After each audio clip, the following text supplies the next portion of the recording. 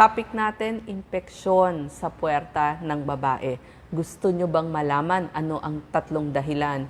Yung una, yung tinatawag na yeast infection, Makati yan. May tinatawag din na bacterial vaginosis dahil sa bacteria at meron din dahil sa parasite of protozoa, Trichomonas. So magbibigay tayo ng mga senyales, symptoms, sintomas, paano nyo malalaman alin ba yung nagkaroon kayo. So umpisahan natin sa yeast infection. Ang sintomas nito, mahapdi. Mahapdi, makati, mainit, masakit lalo na kapag umihi, mapula dun sa balat, magayong balat, may discharge. At nangyayari ito bago kayo magregla at nababawasan yung infeksyon pagkatapos ng regla. Nakita nila mas nagkakaroon ng mga yeast infection ay yung nagkaroon na ng pagtatalik, so yung may partner na. So maaari kayong may tanong, ano ba yung mga tamang paniniwala o hindi tamang paniniwala sa dahilan o causes ng yeast infection. Huwag nating isipin na lahat ng infection, yung lahat ng may pangangati at discharge sa ating puwerta ay dahil lamang sa yeast infection. So sinabi ko nga, tatlo yon. At ito ang uunahin natin.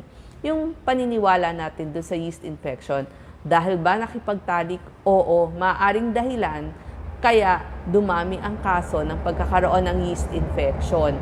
Sabi naman ng iba, number 2, matatamis kasi ang kinain niya. Actually, yung matatamis na pagkain, wala pang patunay, pero syempre, yung mga diabetic, mas nagkakaroon sila ng yeast infection. Pagdating naman sa antibiotics, yung mga nag-take ng antibiotics, yes, maaaring magkaroon ng yeast infection kasi napapatay niya yung mga good bacteria na lactobacilli. So, mas dumadami yung yeast doon sa puwerta ng babae. Sa pagsuot naman ng damit, syempre, mas gusto natin yung mga maluluwag na damit, yung mga white underwear, o yung mga iwas muna doon sa mga thong panties. Pagdating naman sa mga pag-control ng panganganak, nakita nila yung IUD, yun yung mas nagkakaroon ng mga yeast infection. Yung mga buntis, nakita din nila, mas may yeast infection kasi nga mas mataas yung kanilang estrogen. Yung mga mababa naman ng immunity o yung mga may sakit, nakikita din na posibleng magkaroon ng yeast infection, do kulang pa yung mga pag-aaral. Paano nyo malalaman kung yeast infection ba yon? Makate at ito parang kesong puti yung discharge.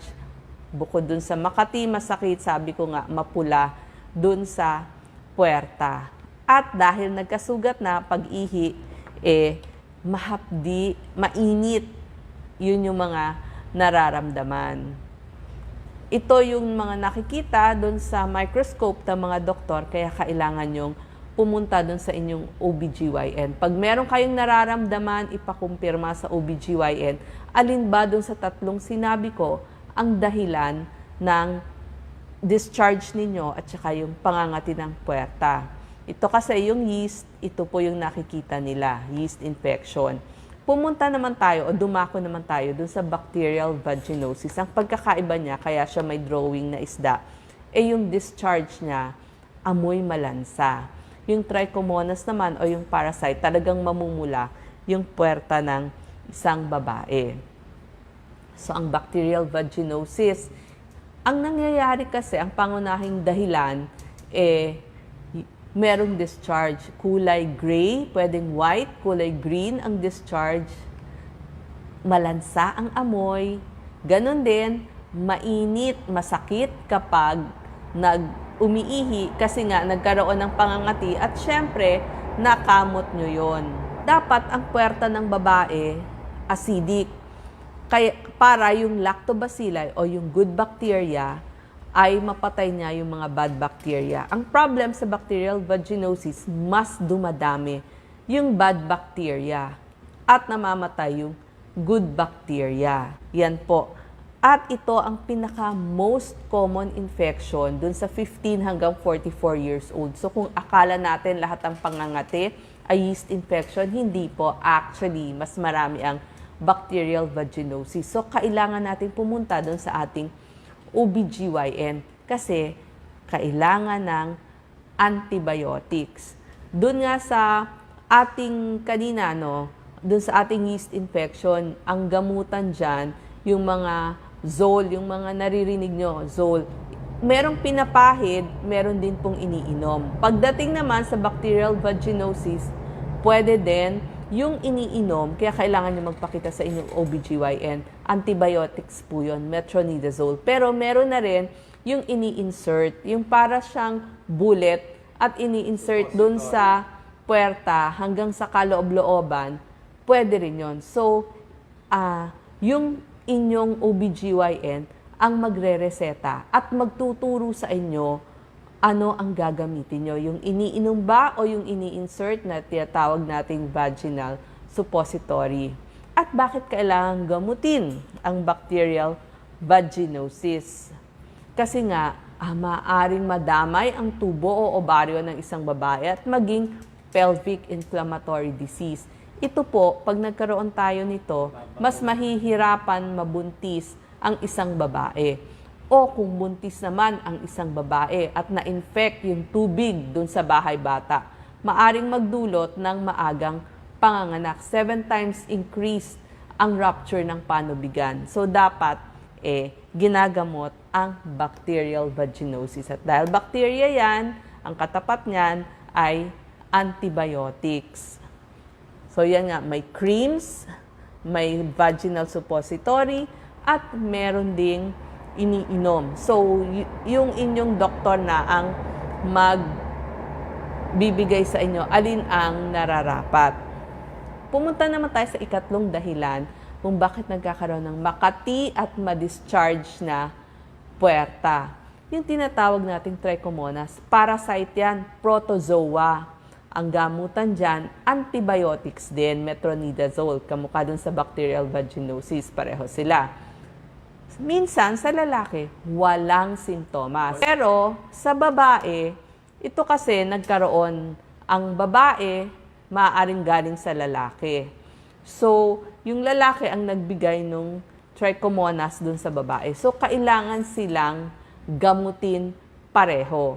So, ano muna yung sintomas at ano yung pagkakaiba niya dun sa yeast infection tsaka sa bacterial vaginosis? Yung mga kalalakihan, minsan walang sintomas. Minsan may puting discharge at minsan masakit-sakit pag umiihi. Pero yung mga babae, nagkakaroon ng iritasyon. So, makati din. So, makakamot mo. Yung may discharge din naman sila. At, syempre, kailangan gamutin kasi maa-affect din niya yung pagbubuntis. Ang kulay ng discharge ng babae. Pwedeng gray, pwedeng yellow, makati, mainit, namamaga.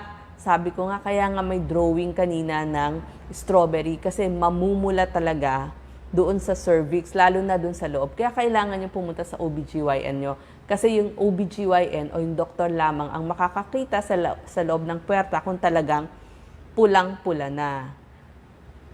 Ito naman sa lalaki, pwedeng may puting discharge, mainit din kapag sila ay umiihi at parang gustong umihi palagi. So, yun yung mga pagkakaiba. At merong mga test na ginagawa ang doktor pagpunta ng Mrs. at Mr. sa kanilang OBGYN. Pwede pong sumama si Mr. pag nagpagamot si Mrs. Or pwede rin sa urologist. Pero pwede rin naman mag-consult kasama na ni Mrs. Iku-culture po yun. May culture analysis. Titignan yung pH. May mga test pa, yung whiff test or wet preparation. So, bahala na po yung inyong OBGYN magpagamot sa inyo. So, inuulit ko, maraming dahilan ba't nagkakaroon ng pangangati at pagkakaroon ng discharge ang babae. So, tignan nyo mabuti dun sa underwear nyo. Ano ba ang kulay? Ano yung sintomas? Isulat ninyo para masabi ninyo dun sa inyong doktor. Kasi nga, pwedeng yeast infection. Pangalawa, dahil sa bacteria, bacterial vaginosis. Pwede din sa parasite, yung tinatawag nating trichomonas. So, yan yung 3 most common. Yung iba, allergy na lang yun eh. Pero ito po yung 3 most common. So, wag niyong isipin, nagkaroon ng discharge, yeast na agad, hindi po. Pumunta sa inyong OBGYN, sa inyong doktor para ma-examine kayo. Tao, pwede daw ba magka-UTI dahil dyan? Iba pa po yung UTI. Dito nga sa ating, iba pa po yung UTI. Hindi po yun dahil nagkaroon ng discharge. Ang UTI, wala po siyang discharge. Walang kulay kasi nga wala namang discharge. May amoy ba yung discharge? Wala kasi hindi naman nagdi-discharge.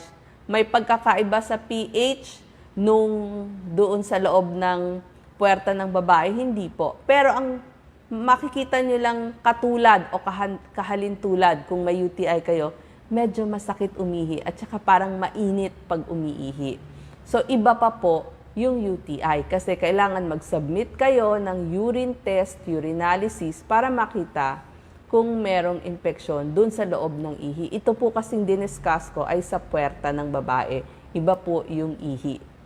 Buntis siya, may discharge daw lumalabas.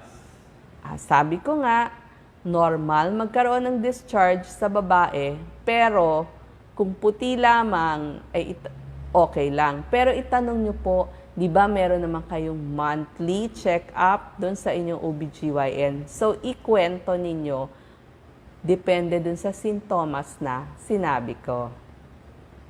Okay, maraming salamat po.